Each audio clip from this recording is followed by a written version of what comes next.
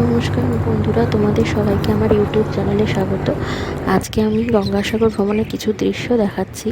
এই আমরা বোটে করে পেরিয়ে সবাই গঙ্গাসাগরের এন্ট্রি পয়েন্টে ঢুকেছি, কচুবুড়িয়ার এন্ট্রি পয়েন্ট লট 8 থেকে।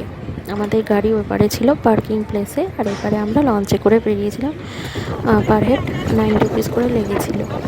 তো এই দেখতে পাচ্ছ, এখন আমরা ম্যাজিক গাড়িতে করে যাচ্ছি, যেহেতু বাস বা অটো একটু দূরে শুনেছি দাঁড় করায়, মানে 1 কিলোমিটার 1.5 কিলোমিটার দূরে। তো আমরা ম্যাজিক গাড়ি করে যাচ্ছিলাম, যেটা একদম মন্দিরের পার্কিং প্লেসেই দাঁড় করিয়েছিল। আর এই দুধারে দেখতে পাচ্ছ কত গাছপালা, চাষবাস হয়েছে সুন্দর।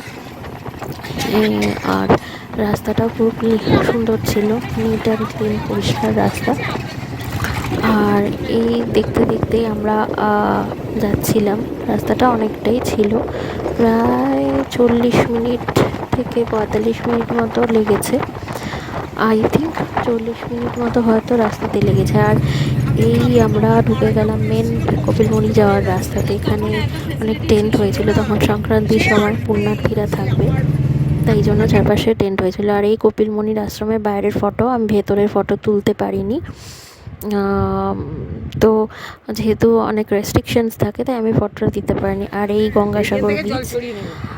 ভিডিওটি ভালো লাগলে অবশ্যই তোমরা লাইক এবং সাবস্ক্রাইব করবে, এটা আমার বিনীত অনুরোধ। নমস্কার।